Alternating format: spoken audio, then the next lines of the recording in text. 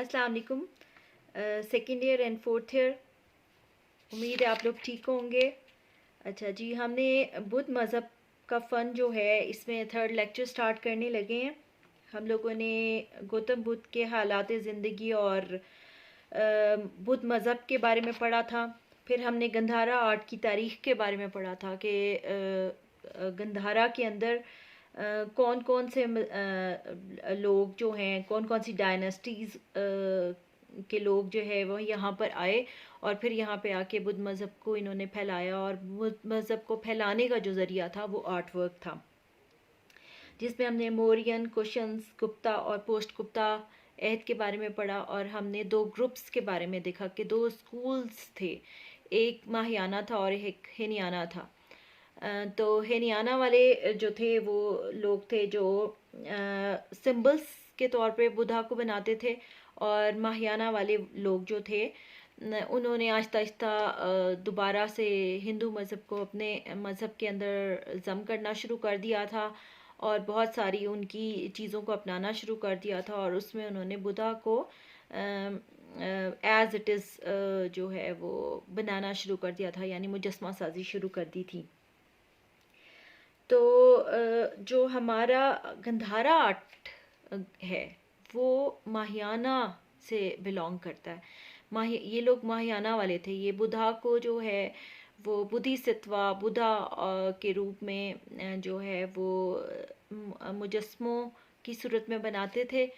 और इन्होंने जो है अपने मज़हब को फैलाने के लिए फ़न तामीर का भी सहारा लिया। तो आज हम जो है वो गंधारा फ़न तामीर के बारे में पढ़ेंगे। थोड़ा सा मैं रीड करती हूँ। गंधारा आर्ट को जानने के लिए हम पहले इसके फ़न तामीर का जायज़ा लेंगे। गंधारा दौर में मुख्तलिफ़ बादशाहों ने बुद्ध मज़हब को दूर दूर तक फैलाया।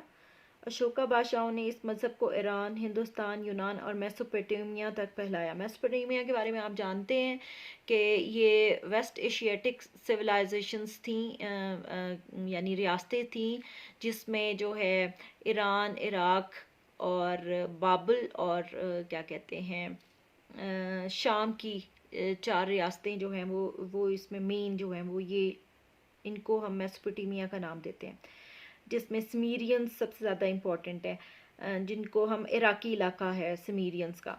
अच्छा, इन बादशाहों ने बुद्धा की यादगार के तौर पर बड़ी आलीशान इमारतें तामीर करवाईं, जिनमें स्टूपा रेलिंग्स, स्टोन और इबादत गाहें शामिल हैं। सबसे पहले हम इमारत की मुख्तलिफ़ इकसाम का जायज़ा लेंगे जो कि इस सिलसिले में तामीर की गई।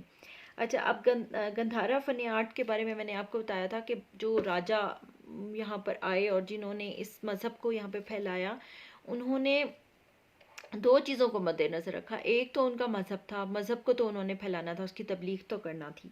तो दूसरा पहलू जो था, बादशाहों ने अपनी शान व शौकत भी दिखानी थी।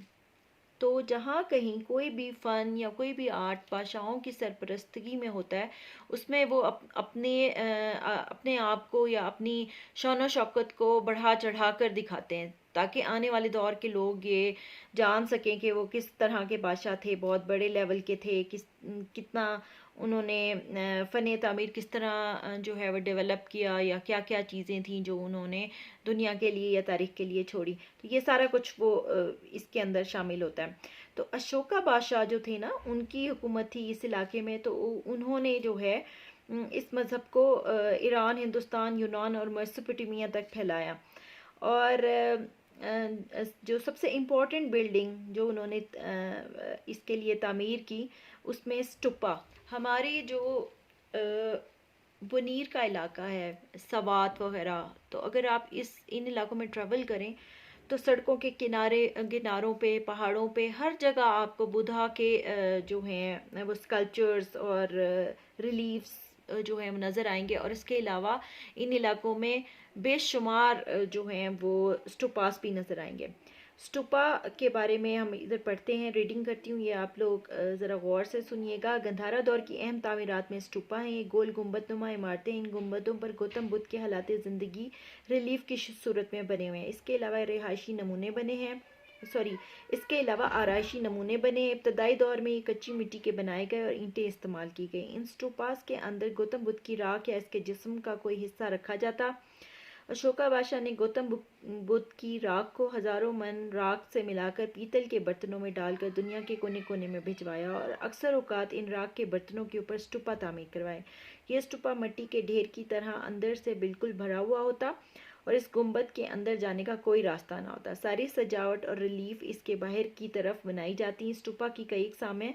माहिर तामीरात ने इनको मुख्तलिफ इकसाम में तामीर किया। ये तो स्टूपा की उन्होंने जो है बनावट बताई है और उसके बनाने का मकसद बताया है। यानी कि जो इनके यहाँ जो एक रिवाज था हिंदुओं के यहाँ कि राख जो है उसको वे एक पीतल के बर्तन में रख के पानी में बहा देते हैं। तो इन्होंने क्या किया था कि बुधा को जलाया गया था और जलाने के बाद जो उनकी राख थी उसको हजारों मन दूसरी राख में मिलाकर और पीतल के बर्तनों में भरवाया गया और पूरी जहाँ जहाँ तक ये भिजवा सकते थे वहाँ वहाँ तक इन पीतल के बर्तनों को दफन करवा के उसके ऊपर एक बहुत बड़ा डोम सा बनाते थे और उसके अंदर वो कोई ऐसी बिल्डिंग नहीं होती थी जिसके अंदर जाया जा सके, बस एक बहुत बड़ा समझ लें कि गुंबद नुमा इमारत होती थी, गुंबद ही होता था और उसके इर्द गिर्द रेलिंग्स बना के तो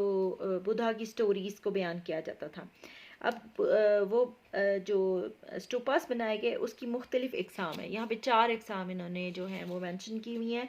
नंबर 1 रेलिक स्टूपा। ये स्टूपा अशोका बादशाहों ने गौतम बुद्ध की कहानियों को पत्थर में खुदवाने के लिए बनाई। ये मुकद्दस मकामात की हैसियत रखते हैं और बुद्ध मजहब के प्रचार के लिए बनाए जाते थे। इस स्टूपा के बाहर बुद्ध की ज़िंदगी की कहानियाँ जिनको जातका कहानियाँ कहा जाता है बनाई जाती थी और बुद्धा को नुमाया तौर पर बनाया जाता था।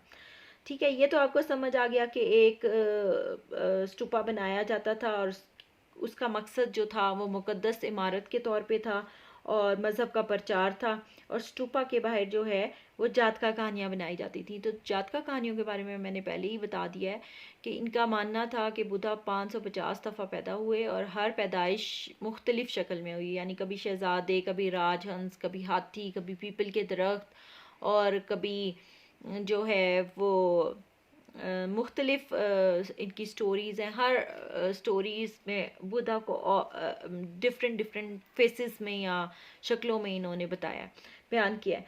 तो जो हर कहानी को जातका कहानी कहा जाता है। ठीक है, तो यूँ समझ लें इन्होंने 550 कहानियाँ बनाई हैं और हर कहानी का नाम है जातका कहानी। तो वॉटेफ स्टूपा, ये स्टूपा जिसामत में छोटे होते थे और ये गौतम बुद्ध की ज़ात को जाहिर करते थे, यानी अलामात के तौर पर होते थे, इनकी इबादत की जाती थी। ये छोटे साइज़ में जो है बनाए जाते थे और जैसे ये लोग मूर्तियाँ सामने रख के और उसके आगे पूजा करते हैं, इसी तरह इन स्टूपास को भी सामने रख के इबादत का कोई तरीका था वो किया जाता था। नंबर 3 कमोमोरेटिव स्टूपा। कमोमोरेटिव यानी कमांड से निकला है, जैसे कि कोई फरमान, कोई हुक्म। स्टूपा गौतम बुद्ध के ख़ास फरमान को ज़ाहिर करते हैं। ठीक है, कमोमोरेटिव जो हैं वो बुद्धा के किसी ख़ास फरमान को ज़ाहिर करते हैं और गौतम बुद्ध की ज़ात की याद मनाने के लिए इन्हें तामीर किया जाता था। स्टूपा किसी बादशाह के कारनामे की याद के तौर पे भी, फॉर एग्ज़ाम्पल बुद्धा के लिए यानी मजहबी तौर पे कोई ख़ास दिन है या बादशाह की जो सल्तनत के अंदर कोई ख़ास दिन है, बादशाह का को एक कारनामा जो है बयान करने के लिए और साथ में मज़हब के प्रचार के लिए भी कोई जो है चीज़ तामीर करवानी है तो वो एक स्टूपा तामीर करवा दिया करता था। और लास्ट वन है मॉडल स्टूपा, जो मजहबी ग्रुप गौतम बुद्ध को ज़ाहिरी शक्ल बनाने का मुखालिफ था, उन्होंने अलामात के तौर पर स्टूपास बनाए। तो यानी कि वो जो हैनियाना वाले लोग थे जो उनको ज़ाहिरी शक्ल में बनाना नहीं चाहते थे, तो उन्होंने भी स्टूपास बनाए थे सिर्फ उनकी याद के तौर पे। अच्छा, और अब वो यहाँ पे जो है 279 पेज पे स्टूपा की तामीर और मुख्तलिफ हिस्से बताए हुए हैं। तो नंबर 1 जो है वो उसमें उन्होंने बताया हुआ है कि स्टूपा का सबसे पहला हिस्सा बेस कहलाता है। एक प्लेटफॉर्म की शक्ल में होता था, यानी ज़मीन से एक बहुत ऊंचा प्लेटफॉर्म ऊपर की तरफ उभारा जाता था। चकोर हो सकता है और समटाइम गोल भी होता था।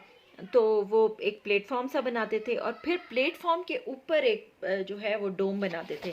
अब जैसे कि यहाँ पे इस बुक के अंदर उन्होंने दिखाया, इसको हम प्लेटफॉर्म कहेंगे और ये है डोम, यानी ये होता था, स्टूपा की शक्ल ये होती थी। तो ये वाला जो स्टूपा हमारी बुक के अंदर बनाया हुआ है, इसका नाम है 7 ज़मीन और 7 आसमान। अगर इसको यहाँ से काउंट करना शुरू करें तो 7 हिस्से नीचे की तरफ हैं और 7 हिस्से ऊपर की तरफ हैं। तो इस स्टूपा को जो है वो आप लोग रेलिक्स स्टूपा के नाम से पहचान सकते हैं। और ये कोई जिसामत में जो है क्या कहते हैं, बहुत बड़ा नहीं है, जैसे कि नज़र भी आ रहा है, यानी कि होगा कोई 10-20 फीट के दरमियान ये स्टूपा होगा। और ये जहाँ पे मैंने इसको देखा है गंधारा में, ये एक रूम के अंदर मौजूद था और ये पोर्टेबल है, यानी इसको उठा के कहीं और भी रखा जा सकता है। तो ये एक स्टूपा जो है वो इस तरह था। इसका नाम 7 ज़मीन और 7 आसमान था। लेकिन जो बड़े स्टूपास बनाए जाते हैं उसकी मैं आपको एक तस्वीर दिखाती हूँ। ये एक रेलिक्स स्टूपा की तस्वीर है। देख लें कि ये इतने बड़े बड़े साइज़ के बनाए जाते थे। बहुत ही बड़ा प्लेटफॉर्म है और उसके ऊपर बहुत बड़ा डोम बनाया हुआ है। अच्छा, तो क्या कहते हैं, ये तो मैंने आपको बता दिया कि इसकी शेप कैसी थी। उसके बाद जो है आगे जाके ये बता रहे हैं कि मौर्यन ऐत के स्टूपास जो थे, यानी मौर्यन डायनेस्टी में जो स्टूपास मिले हैं उनमें अहम स्टूपास सांची स्टूपा है, भारत स्टूपा है और बुद्धगया स्टूपा है। 3 स्टूपास की इन्होंने मिसालें दी हैं। तो गंधारा आर्ट सांची स्टूपा के बारे में पढ़ते हैं। गंधारा आर्ट का नादिर नमूना सांची के मकाम पर से मिला है। यह स्टूपा बाकायदा प्लान करके बनाया गया था। एक बहुत बड़े प्लेटफॉर्म पर बनाया गया। इसके गुंबद का कतर 121 इंच है और ऊंचाई 77.5 इंच है। गुंबद के गिर्द एक जंगला है। इस जंगला या रेलिंग भी गोलाई में बनाई गई है। स्टूपा की असल वजह शोहरत इसके गेट हैं, जो कि बड़े बड़े दरवाजे की शक्ल में हैं, जो कि तादाद में 4 हैं। हर गेट 2 बड़े सतून पर मुश्तमिल है, जिसमें 3 बीम्स बने हैं। इन बीम्स पर नहायत नफीस और खूबसूरत रिलीफ की सूरत में मुजस्मा साजी की है। इसके अलावा देवियाँ बनी हैं। सतूनों पर रिलीफ की सूरत में बुद्धा की ज़िंदगी की कहानियाँ तराशी गई हैं। ये सतून 25 फीट ऊंचे हैं। पत्थर में मुजस्मा साजी इस नफासत से की गई है कि लकड़ी का गुमान होना है। अच्छा, ये है सांची स्टूपा। तो ये इसके गेटवे हैं, यानी चारों तरफ से इसके ऐसे 4 गेटवेज बनाए गए हैं। 2-2 पिलर्स हैं और 1 2 3 इसमें 3 बीम्स हैं। और इन बीम्स के ऊपर जो है वो बुद्धा की जो है वो कहानियाँ तराशी गई हैं, जिसमें मुख्तलिफ किस्म की जो हैं वो परों वाली जो है वो परियां टाइप भी बनाई गई हैं, देवियां बनाई गई हैं और मुख्तलिफ चीज़ें बनाई गई हैं इसके ऊपर। और बहुत ही खूबसूरत इसको डेकोरेट किया गया है। और वो कह रहे हैं कि इसका कतर 121 इंच है और ऊंचाई 77.5 इंच है, यानी काफ़ी बड़ा स्टूपा है ये। और इसके जो सतून हैं वो 25-25 फीट ऊंचे बनाए गए हैं और बहुत खूबसूरती से उनको सजाया गया है। उस पर जात का कहानियाँ हैं। और गेटवेज के बाहर से जो भी रेलिंग्स जा रही हैं उनके ऊपर भी ये स्टोरीज बनाई गई हैं, लेकिन गेटवेज देखने वाले हैं, बहुत ही खूबसूरती से बनाए गए हैं। अच्छा, अब नेक्स्ट है भारत स्टूपा। ये स्टूपा भारत के मकाम से मिला है। भरत भी कोई एक जगह का नाम है। ये स्टूपा भी सांची की तर्ज पर बनाया गया। स्टूपा पर रिलीफ की सूरत में जो जातका कहानियाँ तराशी गई हैं, इनमें बुद्धा को अलामती तौर पे बनाया गया, यानी बुद्धा को उनकी असल शक्ल में नहीं बनाया गया बल्कि अलामात के तौर पे एक्सप्लेन किया गया। बुद्धगया स्टूपा, ये स्टूपा बुद्धगया से मिला है। बुद्धगया एक जगह का नाम है। ये इलाका मद्रास के करीब है। इस पर भी रिवायती अंदाज में जातका कहानियाँ और रिलीफ रेलिंग पर जो है वो तराशी हुई हैं, स्टोरीज जो हैं वो बनाई गई हैं। ये तो थे 3 स्टूपास जो हैं वो मौर्यन अहद के। अगर आपको क्वेश्चन आ जाता है कि स्टूपा के बारे में आप क्या जानते हैं, उसकी कितनी एग्ज़ाम है, उसके बारे में बताएं, तो फिर आप सिंपली पहला पैराग्राफ स्टूपा के बारे में लिखेंगे। फिर सेकंड नंबर पे आप लोगों ने लिखना है स्टूपा की बनावट, यानी उसकी शक्ल कैसी है, तो उसके तामीरात के जो हिस्से हैं, एक प्लेटफॉर्म है, एक डोम है, वो बताना है। और उसके बाद आपने इसकी 4 एग्ज़ाम के बारे में लिखना है। तो ये तो इस सवाल का जवाब है। अगर आपको क्वेश्चन आता है कि मौर्यन अहद के स्टूपा के बारे में आप क्या जानते हैं, स्टूपास के बारे में क्या जानते हैं, वो बताएं, तो सम टाइम ये 2 नंबर का सवाल भी हो सकता है और सम टाइम ये 6 मार्क्स का भी हो सकता है। तो उसमें फिर आप बताओगे सांची स्टूपा है, भरत है और बुद्ध गया, ये 3 स्टूपाज हैं। अच्छा, फिर नेक्स्ट पेज पे उन्होंने स्टूपास फ्रॉम कुषाण डायनेस्टी बताएं। कुषाण दौर के बादशाहों ने मौर्य नैत के बादशाहों की तरह खूबसूरत स्टूपा तामीर करवाए। इस दौर के 2 आलीशान स्टूपा मित्रा और अमरावती, ये 2 मिले हैं। मित्रा स्टूपा की तामीर की अहम खसूसियत रेड स्टोन है। इसी लाल पत्थर से स्टूपा तामीर किया गया। इसमें बुद्धा को अलामत की बजाय असल शक्ल में बनाया गया और इसी लाल पत्थर में शबीहात बनाई गई थी। शबीहात यानी शक्लें बनाई गई थी। तो यानी असल में स्टूपा को बना रहे हैं और असल में सारा कुछ। अमरावती स्टूपा की खासियत ये है कि ये संगमरमर से तामीर किए गए। स्टूपा का कतर 192 मीटर है। इसके गिर्द रेलिंग है। रेलिंग में इंसानी मुजस्मों के साथ साथ परिंदों और जानवरों के मुजस्मे भी बनाए गए हैं। यहाँ बुद्धा को योगा के अंदाज में बनाया गया, यानी कि कुषाण डायनास्टी में जो स्टूपास हमें मिलते हैं और उनकी रेलिंग्स के ऊपर जो बुद्धा को बनाया गया है वो उनको असल शक्ल में बनाया गया। अच्छा, इसके बाद जो नेक्स्ट उनका जो दूसरी इमारत मजहबी तौर पे बुद्धा की को एक्सप्लेन करने के लिए या बुद्धा को प्रेजेंट करने के लिए जो दूसरी एक अहम इमारत बनाई गई थी वो पिलर्स थे। स्टूपा के बाद सतून भी तामीर किए गए। ये सतून अशोका बादशाहों ने बनाए। ये बादशाह बुद्ध मत के बहुत हामी थे, उनको हर जगह फैलाना चाहते थे। ये मुख्तलिफ जगहों पर तबलीगी पार्टियां रवाना करते। इनके सतून बनाने के 3 मकासद थे। पहला मकसद जो गौतम बुद्ध की ज़ात की निशानदेही, दूसरा इसके फरमान की तबलीग और तीसरा बादशाहों की शान और शौकत का इजहार। इन सतूनों पर बुद्ध के अलामती निशान यानी मुख्तलिफ किस्म के जानवर, धर्म चक्कर बनाए जाते। ऐसे मिलने वाले कुछ सतूनों की मिसालें मुतअज्जा झैल हैं। ठीक है, सतून जो थे वो भी 3 मकासद के लिए बनाए गए कि बुद्धा की जो है ज़ात की निशानदेही, उनके फरमान की निशानदेही और तीसरा बादशाहों के शान व शौकत को जाहिर करने के लिए सतून बनाए गए थे। तो पहला पिलर था जो यहाँ पे हम पढ़ेंगे, पिलर फ्रॉम नंदगढ़। ये नंदगढ़ के मकाम से मिला है। इस सतून की लंबाई 32 फीट है। ये सैंडस्टोन में बनाया गया है। इस सतून का दरमियान का हिस्सा गोलाई की शक्ल में है और कैपिटल जो होता है सतून का जो ऊपर का हिस्सा होता है जिसके साथ छत लगती है, लेकिन ये खाली सतून बनाए गए हैं।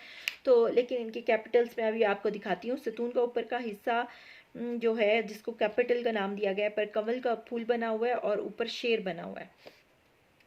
दूसरे नंबर पे पिलर फ्रॉम सारनाथ। ये सारनाथ के मकाम पर वाक़ है। सतून की खूबसूरती इसका कैपिटल है जिस पर कमल का फूल बना है। इसके ऊपर धर्म चक्कर बना है। इस धर्म चक्कर के साथ जानवर रिलीफ की सूरत में बने हैं जिनमें बैल, घोड़ा और शेर शामिल हैं, यानी ये चारों तरफ बनाए हुए हैं। और जो शेर है वो सबसे ऊपर कमल के फूल के ऊपर 4 शेर बनाए हुए हैं। इन चारों की पुश्त जुड़ी है जबकि सामने के रुख, इनके चेहरे चारों इतराफ हैं। इनके मुंह खुले हुए हैं। हर शेर के सामने के रुख की 2 टांगें नज़र आ रही हैं। ये देखें जी, ये नीचे तो पिलर है, पिलर के कैपिटल पे ये उल्टा कमल का फूल नज़र आ रहा है। उसके ऊपर व्हील चक्कर हैं और दरमियान में बैल, फिर व्हील चक्कर और फिर वो जो है घोड़ा बनाया हुआ है। इसी तरह 2 बैल और 2 घोड़े बनाए हुए हैं और सबसे ऊपर 4 शेर हैं जो कि अपनी पुश्तें जोड़ के खड़े हुए हैं और चारों तरफ उनके मुंह हैं और मुंह खुले हुए हैं। तो ये एक जो है सतून की शक्ल है। ये भी शॉर्ट क्वेश्चंस में भी आ सकता है, समटाइम लॉन्ग में भी आ सकता है। तो पिलर फ्रॉम नंदगढ़ और पिलर फ्रॉम सारनाथ, और ये जो हैं ये मुख्तलिफ इलाकों में बुद्धा की ज़ात, बुद्धा की तबलीग और मतलब बुद्धा की ज़ात, बुद्धा का फरमान और जो बादशाह है उसकी शान व शौकत की खातिर ये बनाए गए थे। और तीसरी अहम बिल्डिंग जो है वो मंदिर हैं, टेम्पल्स। बुद्ध फन तामीर में मंदिरों को ख़ास अहमियत हासिल थी क्योंकि इनकी इमारत का ताल्लुक बराह रास्त इनके मज़हब से था। ये मंदिर गरों की शक्ल में भी बनाए गए और अलग से इमारत की शक्ल में भी बनाए गए। इन मंदिरों की इब्तदाई शक्ल सिर्फ एक मुस्ततील नुमा हॉल पर मुश्तमिल थी। बाद में गारों के अंदर यानी चट्टानों को काटकर जो मंदिर बनाए गए इनकी शक्ल बेहतर हो गई। इसमें सतून भी बनाए जाते। ऐसे ही एक मंदिर भाजा के मकाम से मिला है। इसमें दीवार के साथ सतून बनाए गए।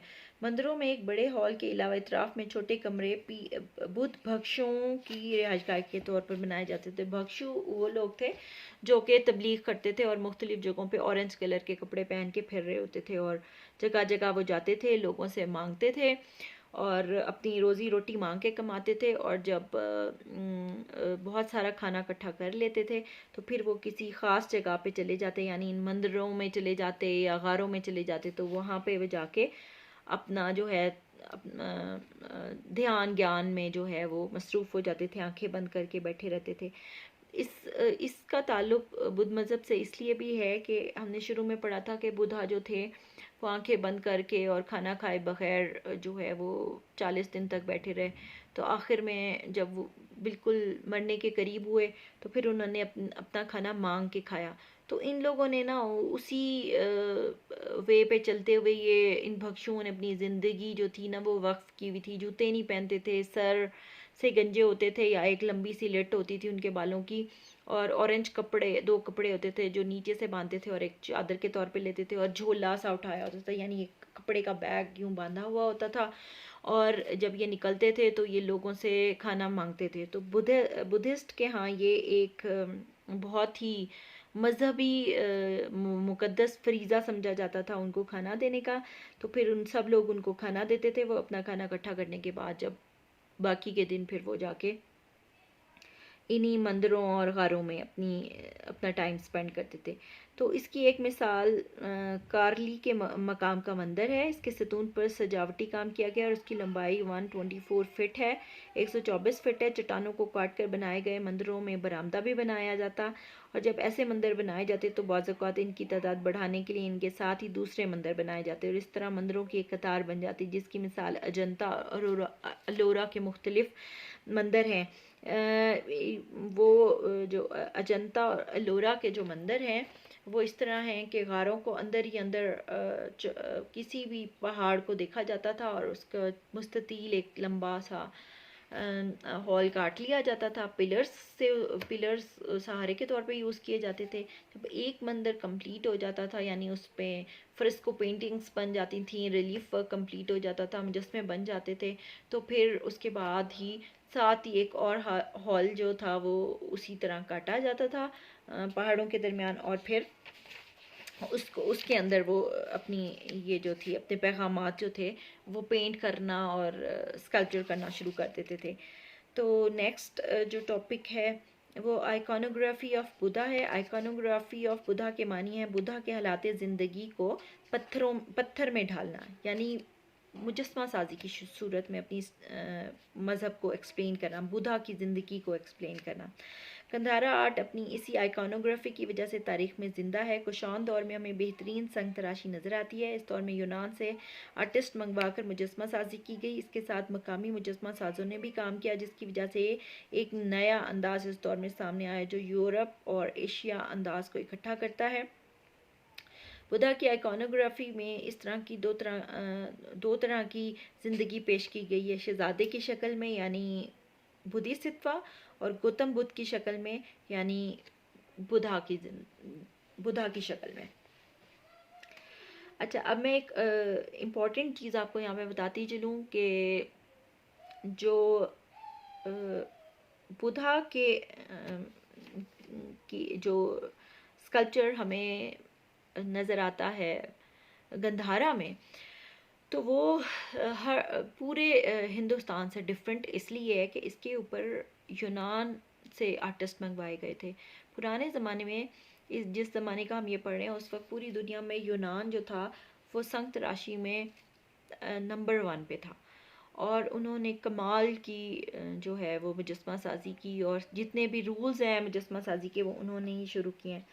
तो क्योंकि उस वक्त जो था यूरोप इतना तरक्की याफ्ता नहीं था, बल्कि हमारा इलाका जो हमारे जो इलाके हैं हिंदुस्तान वगैरह के, ये बहुत अमीर और बहुत ही ज़्यादा रिच कल्चर था, और यहाँ पर बादशाहों की हुक्मरानी थी, तो वो इस तरह के फ़नकारों की सरपरस्तगी करते थे और उनको बहुत ही ज़्यादा पैसा मिलता था काम करने का। तो यूरोप से आर्टिस्ट जो हैं स्पेशली इन इलाकों में आते थे और फिर यहाँ के लोगों के साथ मिलकर वो काम करते थे। तो जो गंधारा आर्ट है ना, इसके ऊपर एक क्वेश्चन आता होता है कि गंधारा आर्ट पे कौन कौन से बैरूनी असरात हैं। तो यहाँ पे यूरोप और यूनान के आर्टिस्ट आके क्योंकि काम करते रहे और यहाँ के फ़नकारों के साथ मिलके उन्होंने काम किया और यहाँ के आर्ट को एक नई शक्ल बख्शी उन्होंने। तो उसकी वजह से जो है यहाँ का आर्ट पूरे हिंदुस्तान से डिफरेंट है। तो यूनान और रोम, इन दो मुल्कों के यानी बैरूनी असरात हैं इन पे। अच्छा, अगला पैराग्राफ बहुत इंपॉर्टेंट है। फनकारों ने बुधा को अमूमन एक मखसूस स्टाइल और शक्ल में बनाया। इनकी रिवायती शक्ल कुछ यूँ बनाई गई कि अच्छा भरा चेहरा, सतवानाक अध खुली आँखें, जैसे वो किसी ज्ञान ध्यान में मसरूफ़ हों। होंठों पर हल्की सी मुस्कुराहट, बारीक तराशीदा होंठ, चौड़ा माथा और माथे पर भमों के दरमियान बिंदिया जिसको उरना कहा जाता है। सर पर बालों का जूड़ा जिसको अशनिशा कहा जाता है, और अक्सर सर के पीछे हाला या गोलचक्कर बनाया जाता है जो कि इसकी पाकीज़गी की अलामत के तौर पर तस्वुर किया जाता है। इसके अलावा लिबास भी सादा बनाया जाता है। शहजादी की शक्ल में बनाते वक्त इनको जेवर पहने दिखाया गया है। मुजस्मा साजी के दो तरीके गंधारा में नज़र आते हैं, sculpture in round, sculpture in relief. तो दोनों हम शुरू से पढ़ें कि दोनों ही तरह की जो है वो स्कल्पचर्स बनाए गए। अगर आप क्वेश्चन आ जाता है फनका के बुधा की अलामात क्या हैं, तो उसमें आप लोगों ने अलामात तो आप लोगों को 10 दफ़ा मेरा ख्याल है मैं बता चुकी हूँ कि अलामात में पीपल का दरख्त, हाथी और राजहंस हो गया, खाली तख्त हो गया, और क्या कहते हैं हाला हो गया, और ये वाली सारी चीज़ें जो हैं ये सिंबल्स के तौर पे आप लोग लिखोगे। अगर क्वेश्चन आ जाता है कि बुधा की फ़ीचर्स के बारे में आप क्या जानते हो, तो ये पैराग्राफ जिसमें इन्होंने फ़ीचर्स के बारे में बताया कि अच्छा भरा चेहरा, सतवाना आँख, अधखुली आँखें, कानों की लो जो थी वो लंबी बनाते, बड़े लंबे बाल बनाते थे, भवें सरदार ख़त में बनाते थे, दरमियान में बिंदिया जिसको उरना कहते हैं, और जूड़ा यहाँ पे बनाया जाता था जिसको उर्निशा कहते हैं। तो उश निशा कहते हैं, उश निशा बनाया जाता था। और क्या कहते हैं हौला हालो का निशान, यानी ये गोल सर्कल सा पीछे बनाते थे पत्थर के अंदर तराशते हुए। तो स्कल्पचर इन राउंड में भी यहाँ पे बहुत सारी एग्जांपल्स हैं। फास्टिंग बुधा, जिसमें वो फाका कशी की हालत में जब उनको निर्माण मिला था तो उनकी हड्डियाँ सूख गई थी, बिल्कुल ढांचा सा रह गया था। जिस्म के ऊपर चमड़ी है, उसके अंदर वेन्स नज़र आ रही हैं, और जो है हड्डियों का पूरा ढांचा नज़र आता है। ये पूरी एक एग्जांपल है। ये आप 3 या 4 कोई भी एग्जांपल्स याद कर सकते हैं। दूसरी बुधा प्रीचिंग, और seated Buddha, head of Buddha, cult seated of Buddha, और बर्स्ट ऑफ बुधा। बुधिसत्वा के बारे में भी आप एक आध मिसाल दे सकते हो जिसमें ये इनको पूरे जेवरात के साथ बनाया गया था। तो ये सारे स्कल्पचर्स हैं। ये देखें, ये हॉलो का निशान, उशनिशा, उरना, और अलती पलती की हालत में हाथ गोद में एक दूसरे के ऊपर हैं, और ड्रेस की जो कर्व्स हैं ये रोमन्स और ग्रीक असरात के तहत बनाए गए हैं। करली बाल भी रोमन्स के असर में बनाए गए हैं। मतलब इसके अंदर बहुत सारे जो हैं, जो थर्ड ईयर को मैंने नोट्स दिए हैं, आप लोगों ने बैरूनी असरात जो हैं नोट्स में से याद करने हैं, और वो बहुत आसान भी हैं और बहुत इन डिटेल भी हैं। तो सेकेंड ईयर के बच्चे सिर्फ बुक्स में से पढ़ेंगे, और जो थर्ड ईयर के बच्चे हैं उन्होंने ये सारी चीज़ें जो हैं वो अपने नोट्स में से याद करनी है, ठीक है। और उसके बाद स्कल्पचर इन रिलीफ के बारे में बताया हुआ है। उसमें इन्होंने बताया कि रिलीफ जो बनाए गए हैं उस रिलीफ वर्क में भी 2 तरह की एग्जांपल्स हैं, ऑल्टो रिलीफ और बेस रिलीफ। बेस रिलीफ जो होती है वो बहुत गहरी होती है, और ऑल्टो रिलीफ जो होती है वो कम गहरी होती है, ठीक है। तो ऑल्टो रिलीफ और बेस रिलीफ दोनों को जो है यहाँ पे बनाया गया है। और ऑल्टो रिलीफ में इत्साम तकरीबन गोलाई में होते थे, लेकिन इनकी एक सतह सीधी होती थी, यानी वो सतह से चिपके होते थे, मगर काफ़ी ज़्यादा उभार कर बनाए जाते। और बेस रिलीफ में सतह पर हल्के उभार से इंसानी जिस इत्साम को बनाया जाता और कम गोलाई दिखाई जाती थी, लेकिन वो बेस रिलीफ काफ़ी हैवी होती थी, इतनी मोटी मतलब समझ लें उसकी लेयर होती थी। तो इसमें भी बुधा जो रिलीफ के टॉपिक्स बताए गए हैं, बुधा की मजहबी ज़िंदगी और बुधा की गैर मजहबी ज़िंदगी, यानी बुधा और बुद्धिसत्वा दोनों हालतों में उनको बनाया गया है। Adoration of stupa, first sermon, और मैरिकल ऑफ सरवस्ती, और ये डिफरेंट डिफरेंट ये सारे टॉपिक्स हैं। तो आप लोग उसमें स्कल्पचर इन रिलीफ और स्कल्पचर इन राउंड में जो है आप दो दो तीन तीन मिसालें भी याद कर लेंगे, ठीक है। तो इसके बाद जो है अजंता का टॉपिक है, ये मैं नेक्स्ट लेक्चर में आपको इंशाल्लाह बताऊंगी।